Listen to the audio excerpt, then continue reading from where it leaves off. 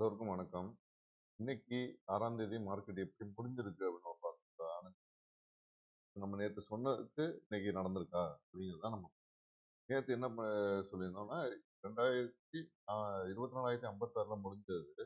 மேல வந்து 24,518ம், கீழ வந்து 23,500 போறதுக்கான வாய்ப்பு இருக்கு அப்படின்னு நான் சொல்லியிருந்தேன். அது இல்லாம அ ஜூலையோட கான்ட்ராக்ட் க்ளோஸ் ஆன இந்த ரேஞ்ச உடைச்சுச்சுன்னா, மார்க்கெட் வேற மாரி மாறும் அப்படின்னு சொல்லியிருந்தேன். ஸோ அப்படி பார்த்தீங்கன்னா, இப்போ இன்னைக்கு வந்து ரேஞ்ச உடைச்சிருச்சு. உடைச்சு 24,007 தான் வந்து அதோட லோயஸ்ட்டு. ஸோ அதுக்கு கீழ உடைச்சு இப்போ வந்து 24,000 23,992ல இருக்குது. ஓகேங்களா? ஸோ இன்னைக்கு மார்க்கெட் வந்து 23,000 இன்னைக்கு மார்க்கெட்டு 23,992ல இருக்கு. ஆல்மோஸ்ட் இது வந்து க்ளோஸ் பண்ணியாச்சு. இப்ப நம்ம பார்க்க வேண்டியது இனிமே ஃபர்தர் டவுன் இதுவரை இருக்குதா? ஏன்னா 50 இஎம்ஐ கிட்டயும் க்ளோஸ். ஸோ ஆல்மோஸ்ட் இப்ப இது அடுத்தது வந்து இங்க தான் வரதுக்கான வாய்ப்பு இருக்கு. 22,204 வரையும் இருக்குது. மார்க்கெட் வந்து இப்போ பவுன்ஸ் பேக் ஆகுமா? ஆகாதா? அப்படிங்கிற மாதிரி ஒரு question இருக்கு. ஓகேங்களா? ஸோ அது இல்லாம நம்ம ஸ்ட்ரைக்கும் வந்து இதுக்குள்ள தான் நம்ம செக் பண்ண போறோம். ஆனா இன்னைக்கு நான் வந்து மார்க்கெட் வந்து ரேஞ்சுக்குள்ள ஓப்பன் ஆகி மேலே கீழே போறதுக்கான வாய்ப்பு நம்ம அப்படி. So அதனால இப்போ ஒரே ஒரு ஸ்ட்ரைக் தான் நம்ம எடுத்தது. நேத்தோட க்ளோஸை மட்டுமே நம்ம இன்னைக்கு வாட்ச் பண்ணோம். 24,050 மட்டும் வாட்ச். ஓகேங்களா? இப்போ அந்த 24,050 மட்டும் பிஇபி ரெண்டையும் வாட்ச் பண்ணா எப்படி இருக்கு அப்படின்னு பாருங்க. பிஇபி வாட்ச் பண்ணும்போது 24,050 எவ்வளவு கேப் அப்ல ஓப்பன் ஆச்சு அப்படின்னா ரேஞ்சு தான் நீங்க பார்க்கணும்.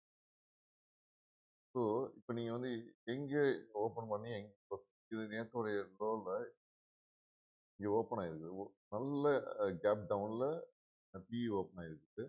அதே மாதிரி சிஇ பார்த்தீங்கன்னா இந்த ரேஞ்சுக்கு மேலேயே ஓப்பன் ஆயிருக்கு. இதெல்லாம் நீங்க டச் பண்ணீங்கன்னாலே சிஇலையும் லாஸ் ஆயிருப்பீங்க, பிஇலையும் லாஸ் ஆயிருப்பீங்க. ஏன்னா எங்க போயிட்டு வருதுன்னே தெரியாம. ஓகேங்களா? ஸோ இது ரொம்ப கேர்ஃபுல்லா இருக்கணும். இப்போ ரெண்டையுமே நீங்க பை பண்ணியிருந்தாலும் சிஇபியை பை பண்ணினாலும் உங்களுக்கு வந்து லாஸ். ஓகேங்களா? ஏன்னா நீங்க எந்த இடத்துல பை பை பண்ணுவீங்க? அவ்வளோ க்ளோஸ் ரேஞ்சஸ்ல இருக்கு. இப்போ டஃப்பான மார்க்கெட் தான் இன்னைக்கு. ஆக்சுவலா எத்தனை பேர் லாஸ் ஆயிருக்கீங்கன்னு தெரியல, எத்தனை பேர் ப்ராஃபிட் பண்ணி இந்த இதை பேஸ் பண்ணி. இப்போ நம்மளுடைய ரேஞ்ச் நம்ம சொல்லியிருந்தோம்னா நம்ம இன்னைக்கு வந்து பி சைடு தான் போறோம் அப்படின்னு நம்ம முடிவு பண்ணிருக்கோம். ஏன்னா மார்க்கெட் டவுன்ல இருக்குது, இன்னைக்கு போகுது அப்படின்னு நம்ம முடிவு பண்ணியிருந்தோம் அப்படின்னா என்னுடைய மார்க்கிங் வந்து நான் சொல்லியிருந்த நம்பர்ஸ் தான் நீங்க பார்த்துருக்கீங்க.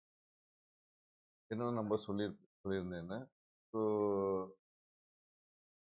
நான் சொன்ன நம்பர்ஸ் பார்த்தீங்கன்னா ப்ரீமியம்ஸ்ல